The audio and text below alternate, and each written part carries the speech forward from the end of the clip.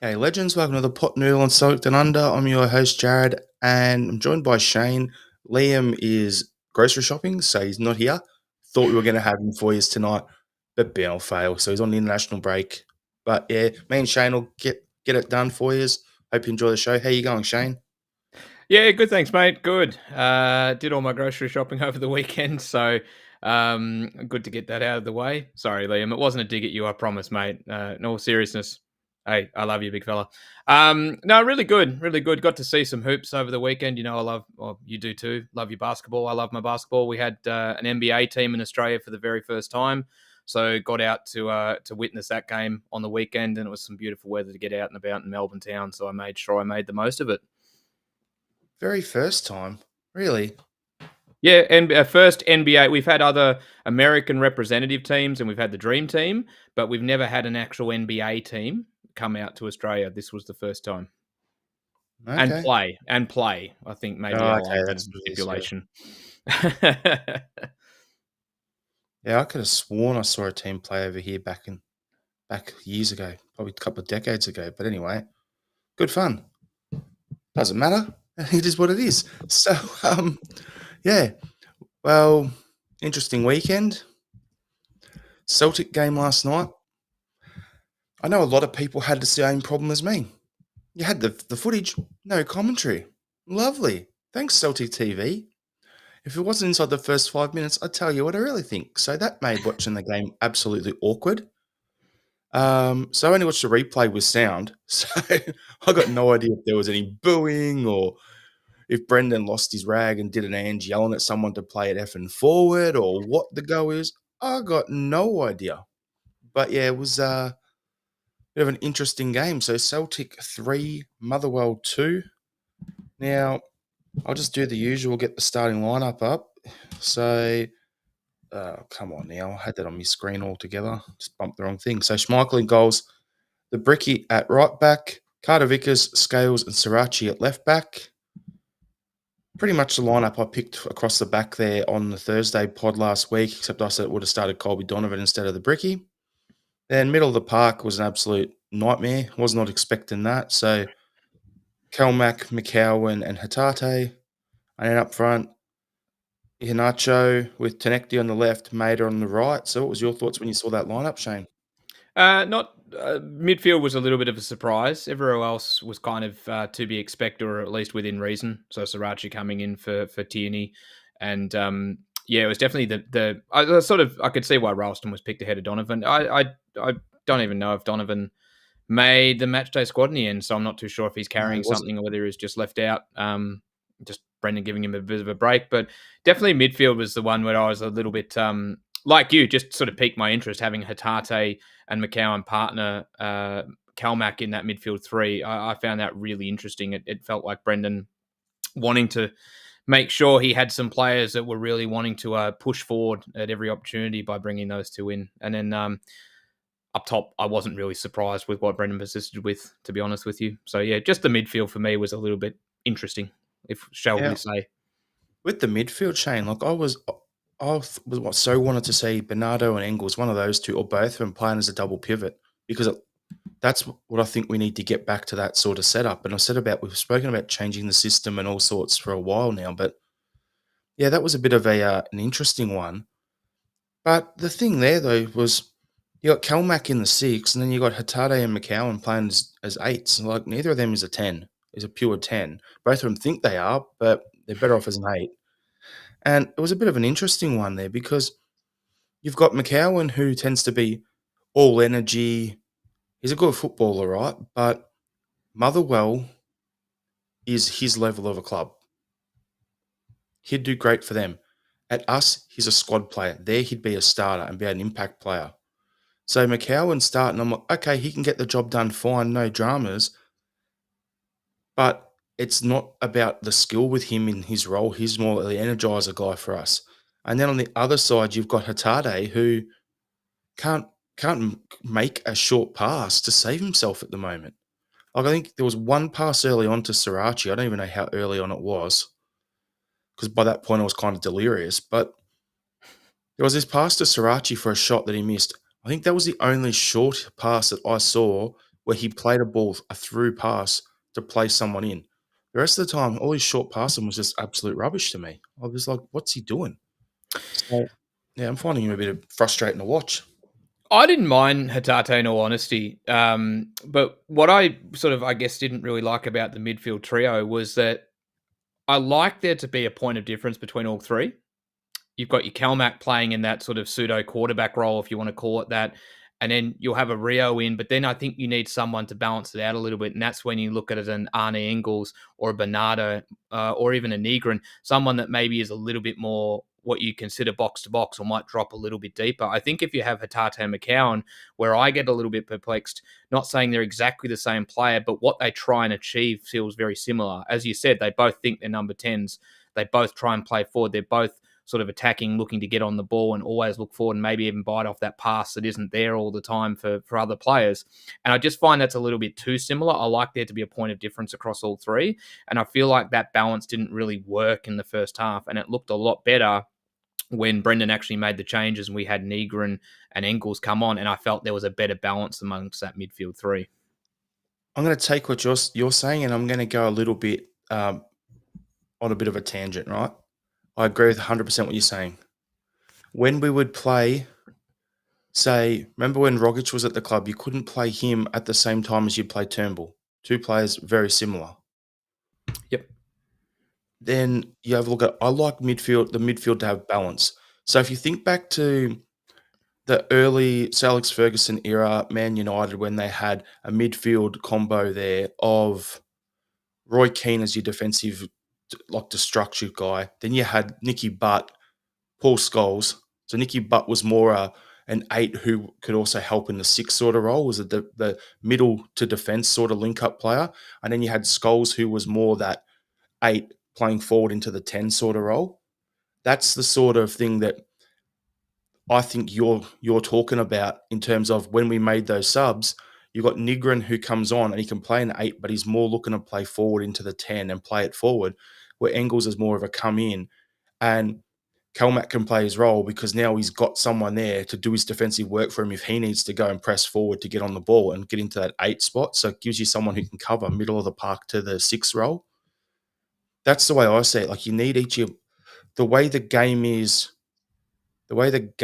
currently played is players need to be multi-positional, but sometimes you need specialists in certain positions. And McLaughlin in the comments morning, and he said here the old Lambert-Burley partnership. Lambert sits and Burley gets the goals. That's exactly what we're talking about here.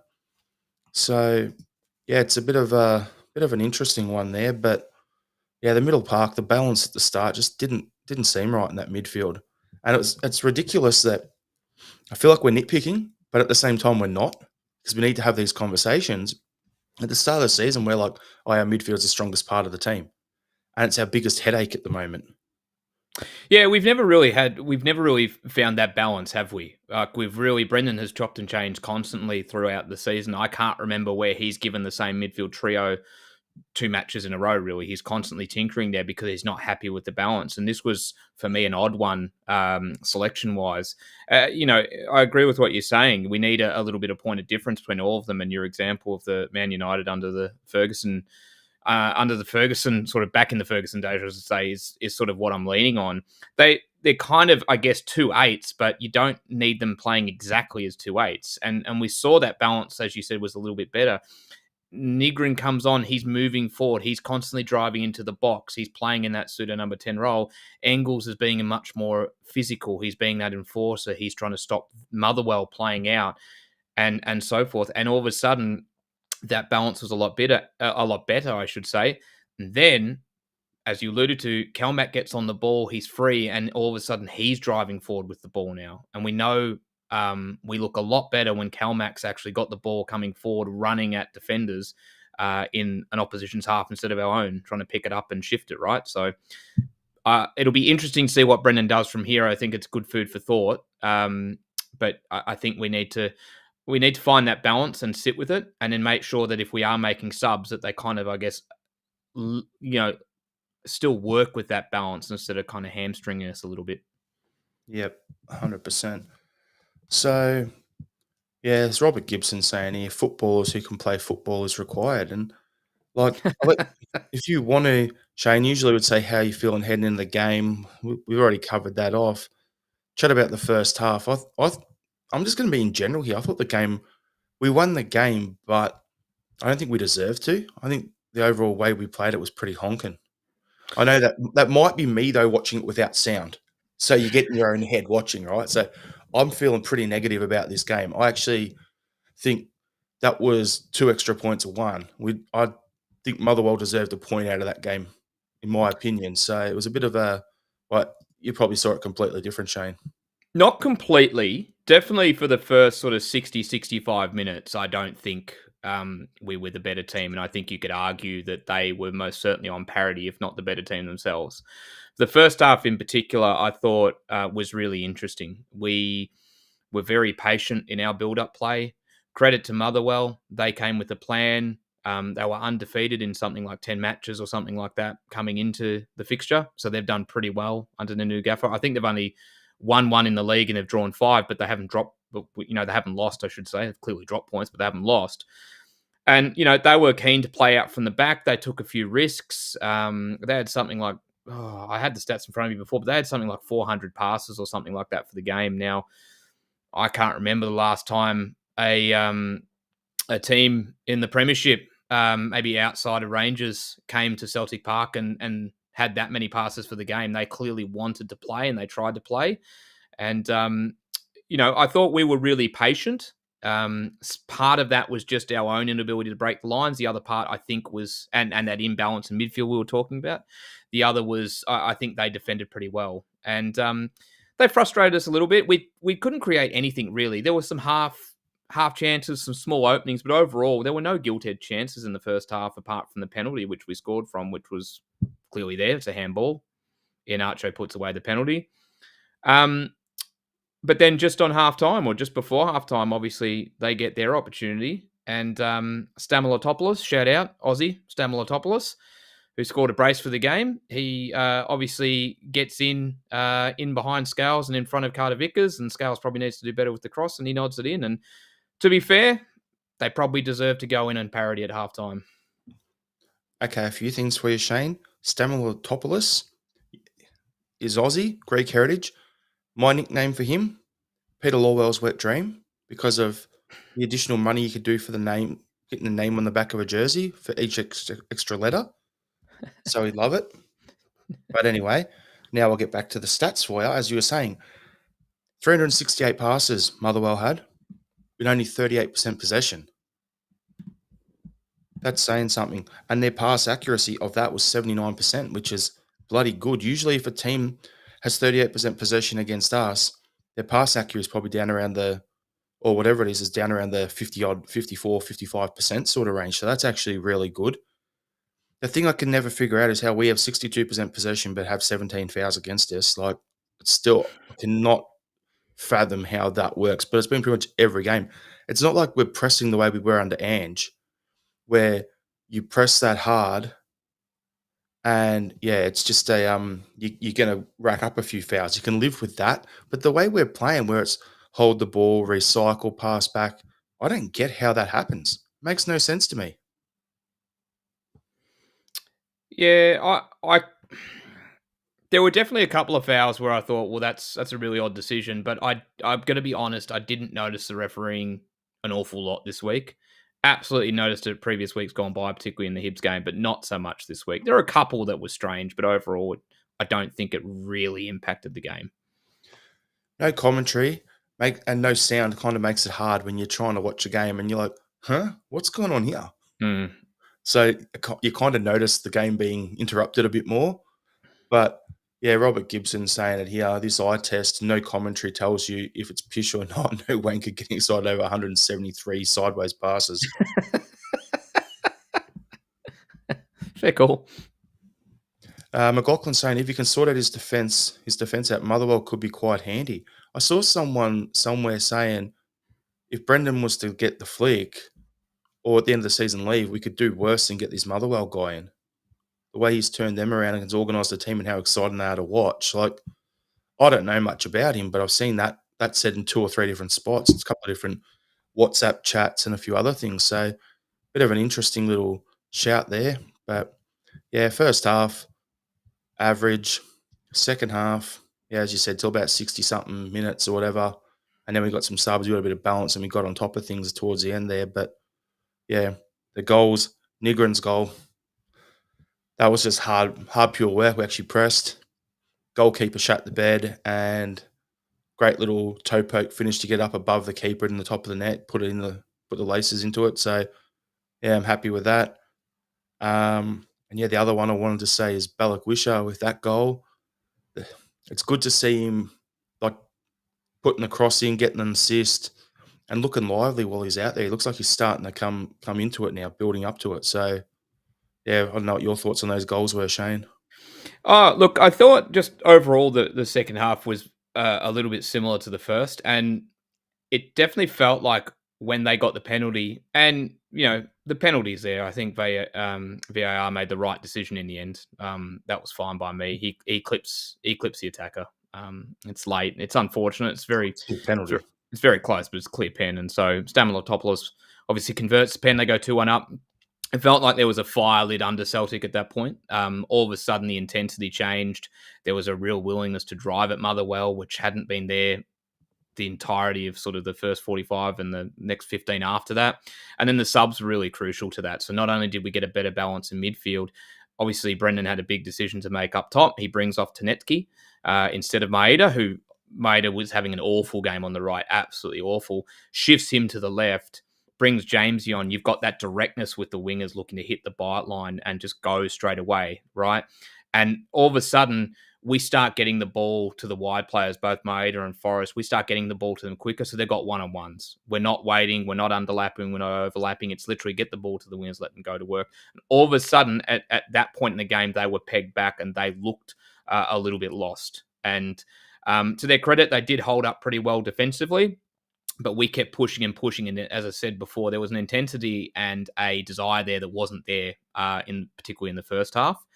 And then eventually we obviously get the goal through Negrin. Wonderful finish, as you said. And then kept pushing.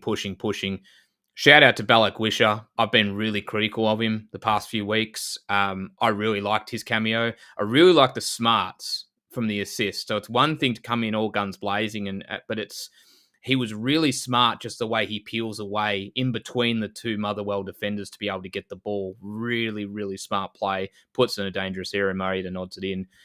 That was great. And obviously for Dyson, who'd had a complete change of performance once he got shifted to the left and then obviously into the middle when Ian Archer came off. It was great to see him get a goal. It meant a lot to him. The crowd reaction, I'm sorry you didn't get the audio. The crowd reaction was intense. The chanting of Maeda was fantastic. It was great to hear again. I saw that on the replay. Good. Replay. That's about as it. Long as you got to enjoy it, because it was really good. But the funniest part, Shane, sorry to just cut in, was last season, Dazon's banging in goals for fun, and he's just like, score this crazy goal, and he'd be like, and just jog back, right? Just cruise and no celebration. And as soon as you see him just like full on dive header, going absolutely friggin' mental. I'm like, how good's this? Yeah, and you can tell he's been under a little bit of pressure, and I don't think he's performed very well since being on the right. I know we talked about he's probably still the best option to play out on the right, but he's watching him in the first half and seeing those scuff shots and those passes missing their teammates and the crosses going out of play. It just reminded me of sort of all the critiques we had of him when he sort of first signed under Ange and that decision making and final ball. He's been under a lot of pressure. And yet in that second half, once he got moved to the left, it was the Dyson of old. He was running on top of the ground. He was the Energizer Bunny again. He was dangerous. He was direct. He was everything we needed. I have to correct you, Shane. It's the Duracell Bunny and it's the Energizer battery. Oh, Google it, everyone. I don't know. I have to correct you. I hear people say that the Energizer Bunny all the time, and I'm just like, you guys are off your heads. If this is the only mistake I make tonight, it's been a good night. Hey, there you go. You're up and about, Shane. I have to keep it going. But yeah, nah. Good fun. I was going to bring up some comments here. So McLaughlin's here. Celtic equalised and Falkirk equalised basically around the same time. I was looking at the league table before they both equalised and was saying to myself, that's 5 points these rats have made up. Wait for it. Then boom. Happy days. Paul Burrell, hail, hail. Haven't seen you in the comments in a while. Hope you're doing well, mate. And Pork Chop Express, could Motherwell's manager be in our thoughts if he's a success at Motherwell? Yeah, I've seen that floating around a bit. What I've seen, I'm impressed by him. Henrik McLaughlin, Mater showed great determination to get to that goal. Yep, he did.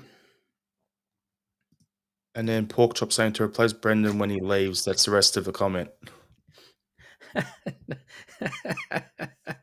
It's another one that's just come in, which is quite funny. Good on you, Henrik. Does it buzz too?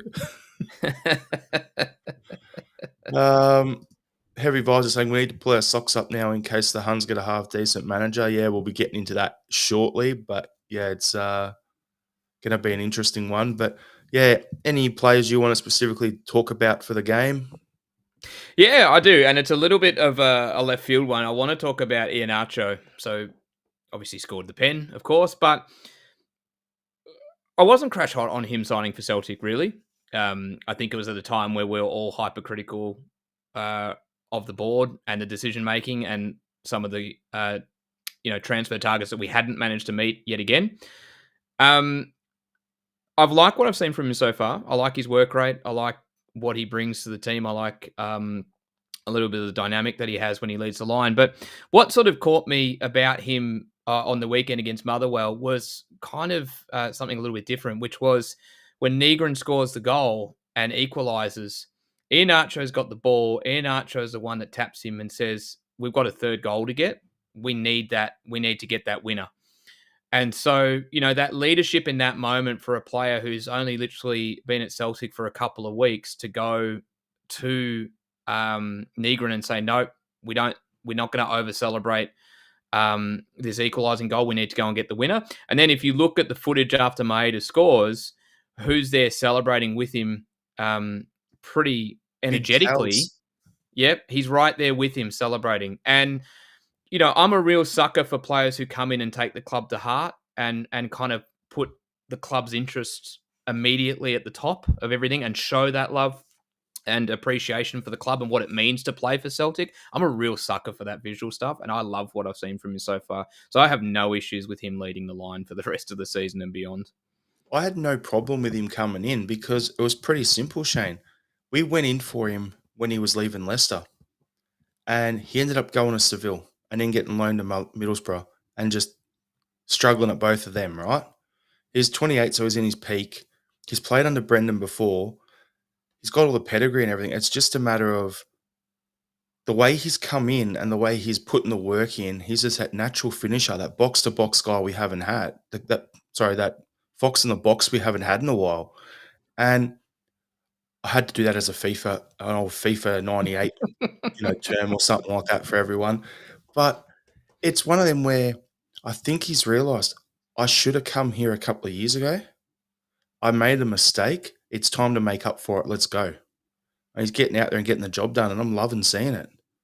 So, yeah, Iheanacho, good signing. The other one I wanted to talk about, and you didn't pick him for one, Shane. Sriracha. Geez, I wish we had an agreed fee for him in the loan. I'd be paying it already. I am so impressed by him. Every time I see him on there, he's getting up and down the field. He can invert and play that role. He can bomb up and down the wing. He's not afraid to get in the box and have a shot. He looks very, very similar, the way he plays, to the way Alistair Johnson plays on the right. Very similar. It'd be like the Spider-Man meme where they're pointing at each other when they're on the field, except one has a beard and one doesn't. That's about it. But yeah, I'm really impressed by him. I like what I'm seeing. And if we can somehow figure out a way to get him signed up and everything before the end of his loan, then make it happen. It's not often we sign a defender from South America and they actually fit in and do well at Celtic. Craigie White. That's a fair nickname for him. South American hitman. Yeah. Heavy Vibes is saying here, play your heart out, earn your wages, don't be a prick and we'll love you. Simple. It is simple, but we don't see it from some players, sadly, and particularly some that might be, shall we say, possibly in the twilight of their careers, like Iheanacho is. And we've been bitten by this before, who might see it as a little bit of a payday and nothing more. But no, you can tell he really wants to be here. He really wants to play for Celtic. And everything I see from him is starting to impress me more and more. I'm just going to give a little warning to everyone. Never fall in love with a lone player. How many people's heart have been broken for the last, 6-7 years because Paddy Roberts never come back to the club? I thought you were talking about Shane Duffy. I fell in love with him. It's more Diego Laxalt. Everyone and his hairdo and his big glasses. I'm like, there you go. There's one to fall in love with. Since we're giving praise out, I've got to give Brendan a bit of a shout out as well. I thought he made some really good subs. I've been pretty critical of Brendan. I'm laughing. I'm laughing because of one of the next topics. Oh right. Well, maybe I'll stop there before we go for it. Go for it. I just wanted to very quickly say that I've been pretty critical of his subs recently and maybe some of his decision making, but he nailed it on the weekend. The subs in the 60th minute were really important, and he made the right calls. And then I think he waited long enough to bring Brad Wisher on, and credit to him. Fair enough. Yeah.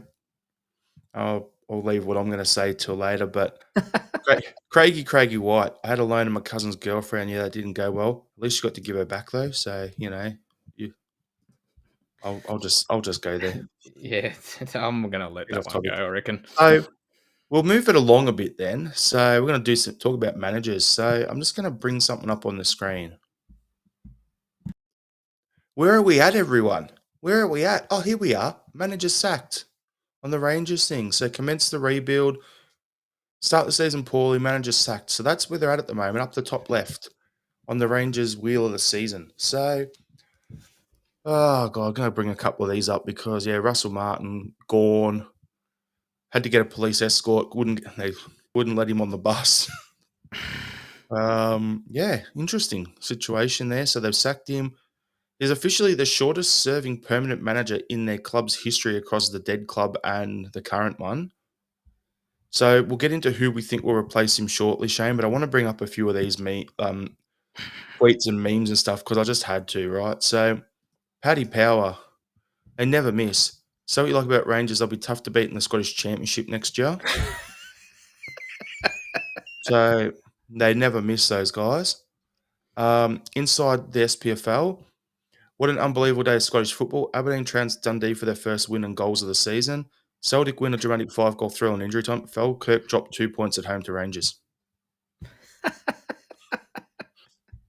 And then this one I have to bring up as well. James Tavernier will have worked under 8 permanent and 5 interim managers in the decade he's been at Rangers. Oh, wow. So I had to bring that up. So we're going to get into who we think will be the, next man up and everything like that for him. I'm just trying to find I didn't put that one up in here either. So just give that a moment to upload. So the rumours at the moment, there's talk going around. Sean Dyche and Kevin Muscat are the favourites. Muskie in the last 2 days has come flying in from like 12 to 1 or something to being equal favourite. Or I think he may have gone past Dyche now to be 2 to 1. Dyche is 3 to 1. Others being linked to Stephen Gerrard, Gary O'Neill, Barry Ferguson, and Derek McInnes. So if we look at the stats that they're saying here. Oh, wow. You got Muscat is the favourite. Gerrard is second. So, all I'm saying online when you jump on a shit, it's like, get Gerrard back. Get Muscat in. Oh, we should push the boat out and get Sean Dyche in. Any of them, Shane? So all I want to do is, who do you think will replace him? Because as one of the comments said early on, they could luck into someone and it could, be a bit of an interesting one. So what's your thoughts? They could, but they haven't really when they've had these opportunities in the past few seasons, though. Eventually, they're probably going to make an appointment that makes sense and might be someone that can actually get that team going again. Let's be honest with you. The Muscat one for me, is really interesting because it's something that being on an Australian podcast or a podcast that obviously knows Australian football has often mulled over why this hasn't been done seriously before. And we know it has, and we know the past, but it seems like in the more recent times when the opportunity's been there, he hasn't really been at the top of the tree, or they've opted for someone else, a little bit to our sort of amusement because not to give them a lot of credit, but he is the kind of manager that I think would do a very good job with that team, or at least get them to a point that they can be far beyond where they sit right now. I don't know if he'll do it, and I have to check, but he's still obviously managing in China at the moment, and his team was equal first or second in the league that they're trying to go back to back in, and that season's still ongoing at the moment. So he'd be leaving his post mid-season, which I think is a little bit unlikely, so the timing not work out for that. Derek McInnes would be interesting because obviously we know of that sort of connection previously. Particularly Derek seems to harbour that position, and you know he's made a really good start to the league with Hearts, and that would be very enticing for their board and their management, I think, to actually have him on board now because of the runs he's got on the board a little bit. But is he going to leave Hearts right now with the stunning start he's made to the season? When you think about it, the timing is actually, when you think about it, the timing's really awful for them because a couple of the league candidates we've talked about there who are currently managing other clubs are either doing really well in Derek McInnes or doing really well and at the sort of the end point, you know, the peak point or the important point of their season in Muscat. So yeah, it doesn't really fit. I'm not really sure who they're going to punt for at this stage. If I had to lean on someone, I feel like I keep thinking back to McInnes just because I know it's a position that he has harboured before. And I feel like that might be something that could still happen instead of Gerrard coming back or even Sean Dyche. I'm not really sure I see that happening. So I look at it, and Kevin Muscat, it was him and Baltimore Clement. It came down to those two. And they went with Clement because Muscat couldn't get out of his contract in Japan at the time. He's then gone to China and won. So he's won titles in Australia, in Japan, and in China.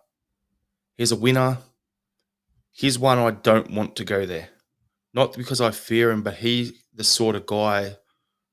He's coached our local team over here that we go for, Shane, that sort of thing. So I know he's the sort of guy that can, if a player's underperforming, he can kick the guy up the arse, get the spark going, and get him up and about. So for me personally, I'm looking at this going, Sean Dyche won't come up the road. I think he won't run the risk of coming up to Scotland and getting caught out after a couple of tough gigs down in England. Muskie, I hope he doesn't go there. I don't think he'll walk out on his team mid-season. Steven Gerrard, that's what the fans want. Are the 49ers going to give in and give the fans what they want after sacking the gaffer? Who knows? Then you look at Derek McInnes. Why would he leave Hearts? Like, he's just gone there. He's doing well. He's been in the mix so many times for the Rangers gig and never got it. So it's not going to happen. The one there for me, Barry Ferguson, right? What he did last season, and now, you know, him and the old boys, the former players in the media have been bigging him up the whole time, saying, oh, he should have stayed. They should have kept him, blah, blah, blah. Yeah, I don't really see that happening. So yeah, it's going to be a bit of an interesting one there. One from left field, though. Remember in the summer, they were all talking about, oh, let's get David Ancelotti in. Carlo's kid. They're going to get him in, and they're going to bring over all these Brazilian players and all this shit, right? And 3 weeks ago or 4 weeks ago, they were saying, oh, he's going to get sacked. His team is coaching's in fourth in Brazil. So he's not coming across either. So I really don't care who they get, but if they sack enough gaffers, eventually they're going to luck into someone. And that's the thing there. So we'll bring up some comments here. There you go. Pork Chop Express was Ancelotti's son that was offered the job. Turned him down as soon as the rumours surfaced. Yeah. Robert Gibson is saying Muscat is a piece of shit and will fit right in at Ibrox. And Robert's also said McInnes has stated previously his missus won't let him go there. Yeah. And then Pork Chop Express saying bringing Barry back will only mean the VAR situation gets worse for any team playing against him domestically. So yeah, it's a bit of an interesting one. The only reason we bring it up, I didn't even mean to click on that one. So anyway, um, yeah, the way I look at it is it's going to be interesting because they're playing so shit, and we only bring it up because it's international break, so they've timed the sacking him perfectly. So speaking of managers, Ange looks like he's on a bit of a hiding and nothing down at Nottingham Forest, as we all said. I don't think that was the right club for him. It's not his sort of team, so we'll see what goes there as well. But yeah, I've seen some random bloke probably at the wind up, some fake bloody Hun account on Twitter saying, "Oh, we should get Big Ange in." I don't see that happening. Let's be Never gonna, honest. but I'm just saying it to be a smart Yeah, ass. Like, fuck, what an idiot. I think just talking to them, I don't want to focus too much on them, of course, with it being a Celtic pod, and I'm sure you don't either. So I'll try and keep this brief. But you sort of talk about them lucking into a good manager. Well, we sort of look at them a little bit and go, why don't they go a bit left field? Why don't they go something a little bit different?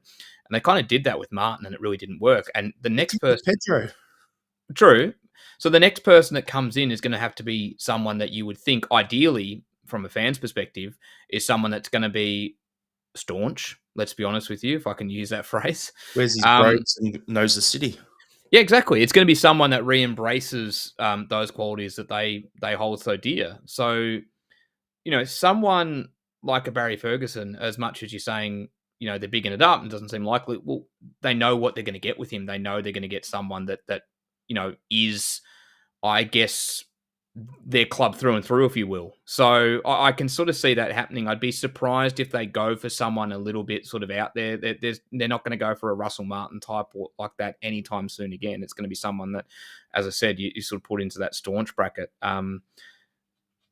Yeah, it'll be interesting. You can't help but look and see what happens from here, and look on it at who they make, or who they pick up. But I just had a quick look at Muscat and the Shanghai Port, who he's managing in China, and they're playing up until the 22nd of November, and that's when their league season ends. And he's currently he's now on top, so they're looking to go back to back, and he's also they're in the ACL as well, to the Asian Champions League. So he'd be leaving them mid continental competition as well. I just don't see it happening. I've figured it out, Shane. I know who the person's going to be. It's David Martindale. Well, we didn't bring him up, and it was funny because when I thought of my instant sort of thought was, who has managed locally that's sort of either previously been in line for the job or mentioned as part of the job. And David Martindale, obviously similar to Derek McInnes. The other one that I saw mentioned randomly a few days ago, he was at Cali Thistle a little while ago, was Duncan Ferguson, right? Big drunk. Fuck. Exactly. But you think about the personality and the qualities he has, a lot of people on that side would lap that up, right? So I wouldn't exactly say it's out of the realms, but Yeah. I'd be very surprised if they did. So pinball, did Ange not teach Muscat? Yeah, he was his assistant down here for a few years and then took over for Ange at two different clubs. So Muskie took over from him at Melbourne Victory when Ange went to the Socceroos, and then when when Ange left Yokohama to come to Celtic, Muskie took over for him there. So yeah, I don't know. It's going to be an interesting one. We've given him too much time on the pod, but just why not? So we'll speak on managers here. So you mentioned Brendan early on, Shane, and how well he did with his subs in that game. And I'm bringing this up because of an article that was written on 67 Hail Hail, right? And the question was, is it time to start talking about Brendan Rodgers? And recently, we've all given him a pass because the recruitment has been shit in the off-season. The standard of players there aren't right. We've got 4 left wingers. We've got 2 right wingers in Yang and Jamesy. So the squad is all balanced. I'll come back to that quickly. Just in the comments, there's been a couple of people about the time. So yeah, we've just gone on the daylight savings. So the clock's going to change a couple of times. I don't know where we're at the moment, but yeah, we've gone forward an hour. So yeah, and then when you guys come off daylight savings or whatever, it'll change another hour again. So yeah, just letting you know. But back to the the story from 67, Hail Hail. I knew if I didn't do that then I'd forget. Saying, should we talk about Brendan? And that's why I named the pod tonight Third Year Syndrome, because he tends to have this history at all these clubs he's managed where he gets to the third year and then he just has difficulties because teams tend to have picked up on and worked out his tactics. And either he won't change the formation like we've discussed previously, Shane, or he won't change his, won't change and drop key players that are out of form or whatever, like we've seen this season with Calmac. Calmac looks like he's made of Teflon. Doesn't matter what happens, how many games a week, he's not coming out of that squad. And then you got Dazen's been out and really rubbish form all season, and CCV's been pretty average too, right? But he won't. Doesn't look like he's going to go to a back three when we had no wingers. That made too much sense with the squad we had. Didn't happen. He did the same thing at Leicester in his third season. Then in his fourth season, he did it and he got the sack. When he was at Liverpool, third season, he got caught out. He got the flick early on in his fourth. And then at Celtic, after Hearts beat us in that second season and broke our run, we got to the third season before he left and everyone had worked us out. And it's the same thing again. So So reading that article on 67 Hail Hail and going into that, I'm like, do we have to talk about this? Do you think Brendan, I know we were talking about Rangers management situation and you said he made some good subs and it's good. It's good to see him do that because how long has he been in his first stint? It was Brendan and his notebook and he's always writing stuff. And then he'd suddenly flick it through a couple of pages, make a couple of subs, bang, and the game would go to another level. And we haven't seen that in the last, since the Bayern game at least. So is it something we've got to talk about?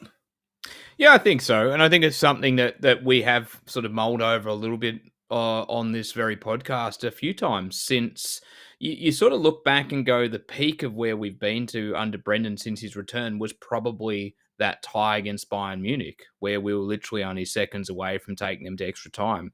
Now, since then, it feels like we've never hit a similar peak since, and results would suggest our performances have been somewhat poor.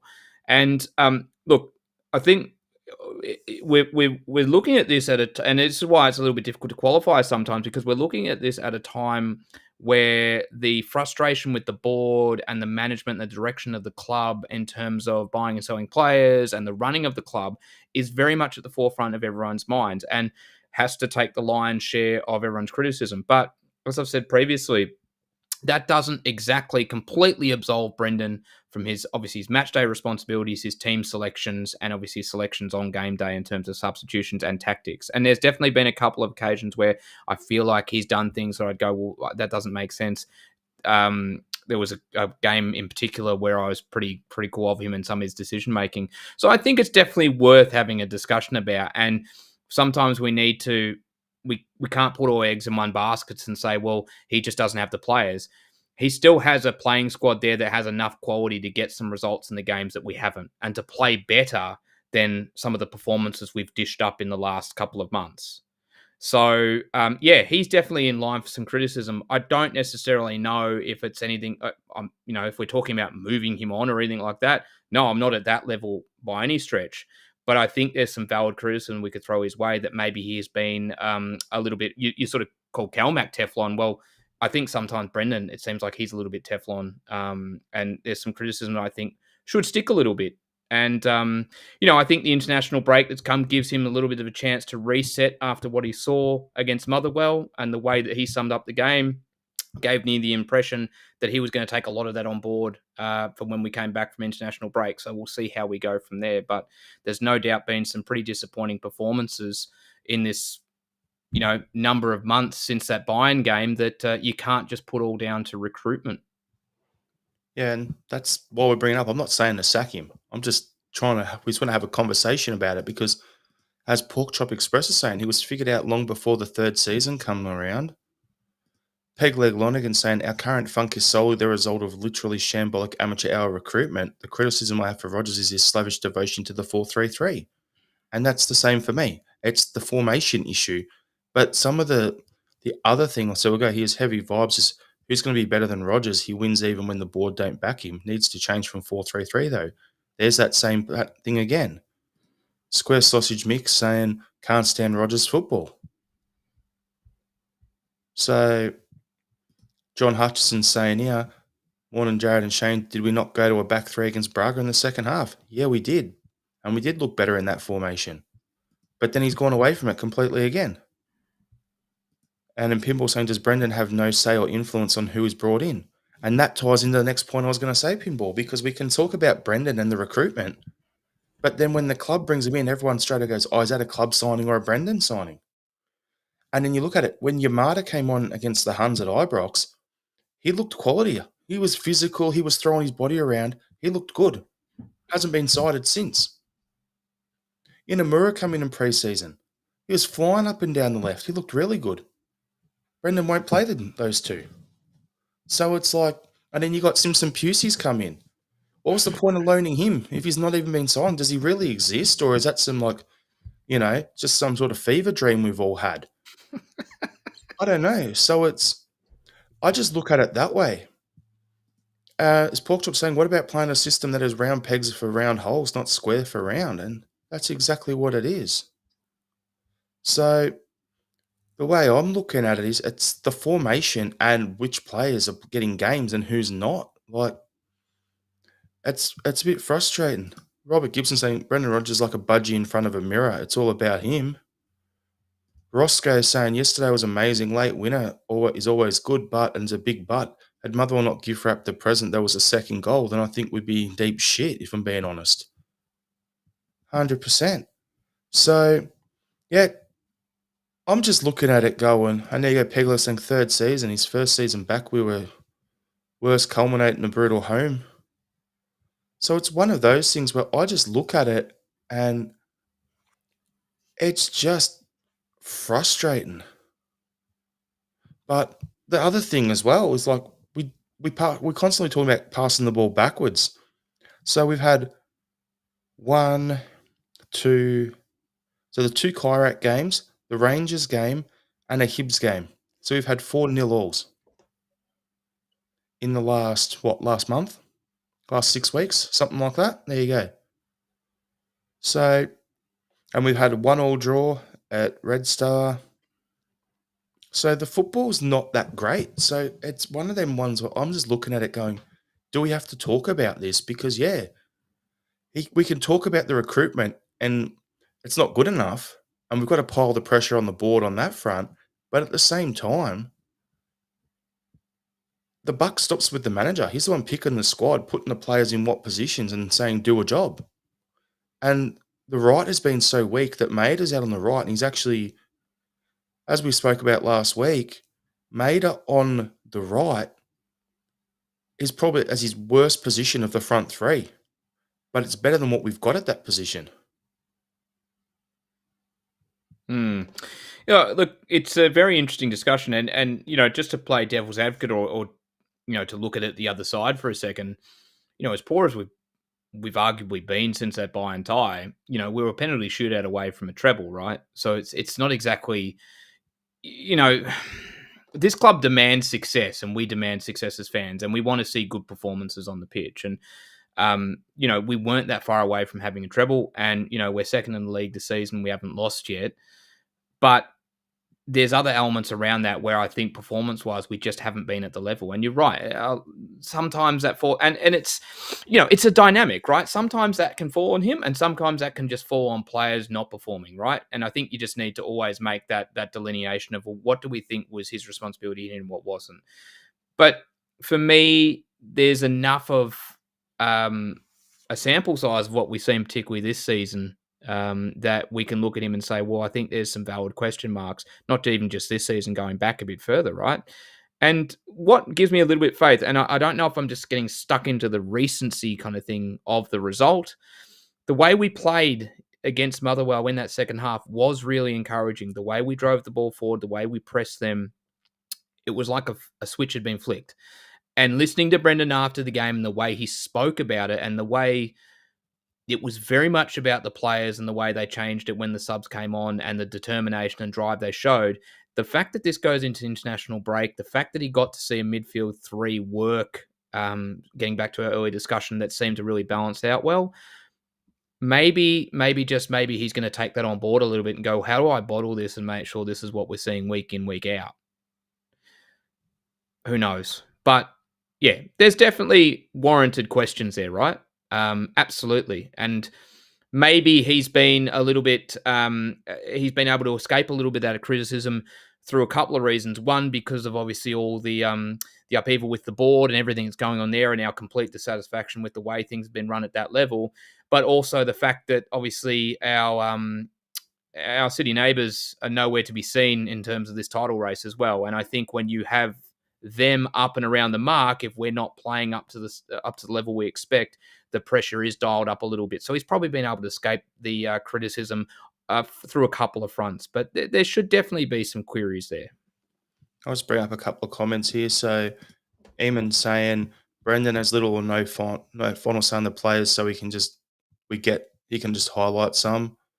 Pork Chop saying, does Brendan even know where Balaguisha is best, or even Nigrin? Seems he doesn't know the best position some of our players. Can't understand why Bernardo is constantly overlooked. 100%. Pinball saying Brendan didn't let Yang leave so he can sit on the bench and watch left wingers play on the right. Robert Gibson saying Bernardo should come in for Calmac. He points less and does more. There was one point in the game yesterday when I was watching it where Calmac's pointing and looking away and the ball comes to him and almost hits him. He's not even watching when the ball was coming to him. So, yeah, a bit of an interesting one. Roscoe sent me some stats, an analytical thing, and I'm having a look at it now. And what Ross has sent through is the file I've sent you. It's home games only. Shows we're crossing more, entering the box more. Our XG average is roughly the same as last season, but average goals are miles over 40% down. And I'm looking at that, and that is crazy. Like our crossing and everything is up in the 80th percent, the 80th percentile for completed crosses. Penalty entries is way up about the 85 percentile. So the stats looks like that, but yeah, as Heavy Vibes is saying, can't polish a turd. We need better players to replace what's been sold. I love that saying. You can't polish a turd, so that's why you're guaranteed to get that on there. Well, you shouldn't try. It's messy. I'll let you speak from experience, Shane.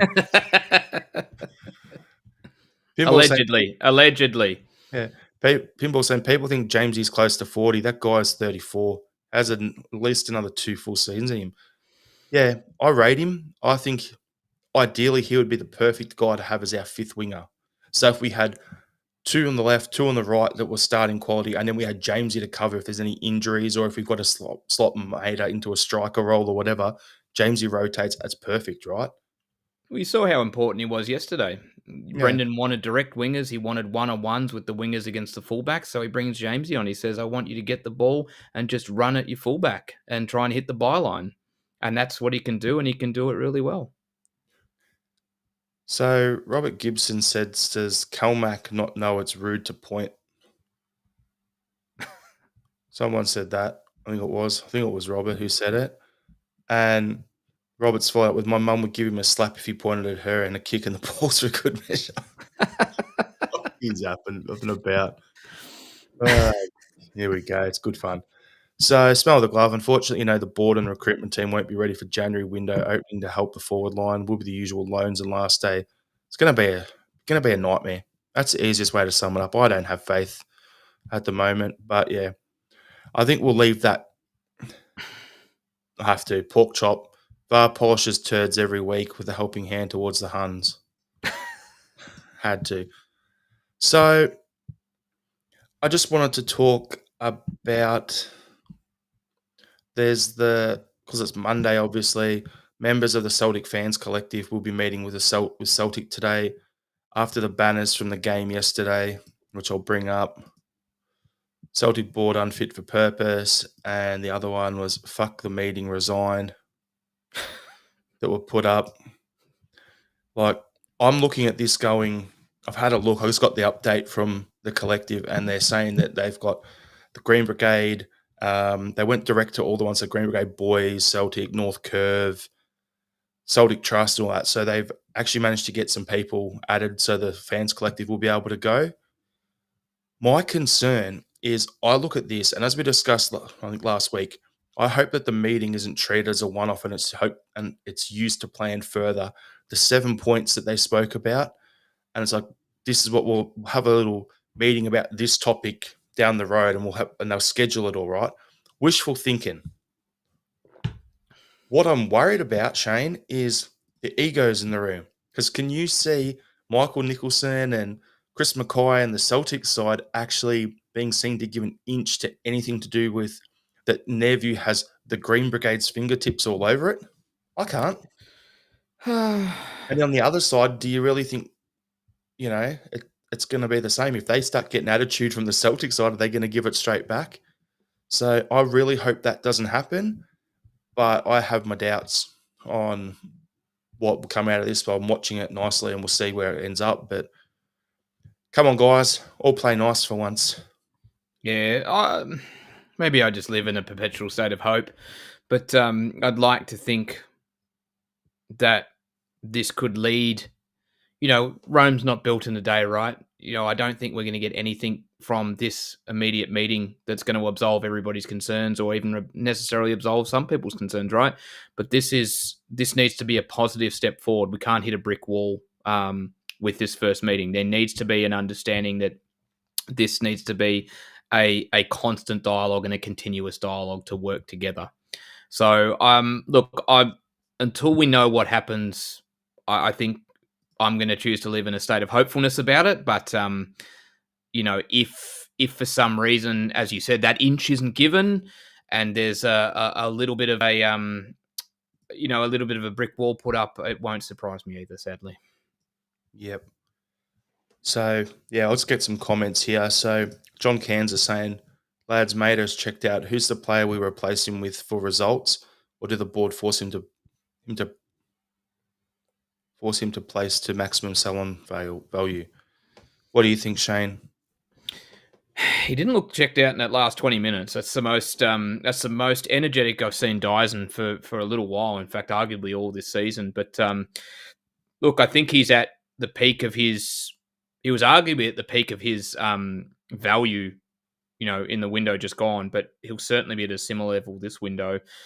And if we're serious about moving him on, I think it has to be this window coming up that we sell him. Because I think if we hold on to him, and if we run the risk of him potentially downing tools in a similar fashion that he has done so far, let's be honest, or maybe not play at the level that he can do up to this point, it's really going to derail the second half of the season. So maybe, just maybe, he's found the energy again and wants to stay around. I don't know. But if the opportunity comes up in the next transfer window, you have to seriously look at it. Yeah, I'm of two minds as well. Like, I want Dazen to stay. If he doesn't want him, he wants to make his move. Great, but he's got to realise that the World Cup's coming up. So if he makes a bad move, he doesn't want to end up like Kyogo. But at the same time, he needs to perform in Europe for Moriyasu to actually give a shit about what he's doing at Celtic. So, and to get his move, he needs to do that. So if the board let him go, they'll say, oh, we've tried, looked everywhere. No one was willing to sell last minute. So we signed Callum Osman in the summer. He can play on the wings. Now you have to play him. That's what I think will happen. Because I don't trust our board. They're a bunch of charlatans and dick tuggers, basically. There you go. It would be an extraordinarily new poor level to sell Dyson for a significant fee and then not bring someone in. Like, we literally just obviously talked about these meetings going forward and the dialogue and the fact we want to see improvement. That would harpoon a lot of that if that was to happen, let's be honest. Yep. Heavy vibes. The meeting's tonight. So Monday evening. That's all. So I'll get an update on it properly tomorrow. It's probably, if it was Australian time, it'd be happening right now. Yep. It's believed Mackay is going to be doing a presentation on FSR. That'll be a laugh. I hope someone can record this. But anyway, yeah. So I think we'll just scroll through, start to wrap the pod up there. So realistically, everyone, international break. So we'll give both shows a week off. So there won't be a Thursday sesh this week. Next Monday we'll have the night off as well, unless something major happens. Otherwise, we'll be back next Thursday before our next game for a pod, so we'll have a bit of a break. If anything massive happens with this whole board thing and whatever, then I'll probably jump onto a short pod. We'll go from there. But yeah, good fun. Thanks everyone for tuning in. Hail, hail. And have you got a final thought, Shane? Yeah, just want to give a classic album a shout out. Jailbreak by Thin Lizzy. Awesome album. If you haven't checked it out, please do. Wonderful band, tremendous album. My final thought is with Celtic doing the Henrik merch drop last week and the Adidas special one coming up, I think they've done more merch drops this season than I've had cooked dinners. Read the room, dickheads. There it is. Leave it as is. Thanks everyone for tuning in. We'll see you later on, and yeah, enjoy the international break. Hail, hail. Ho ho.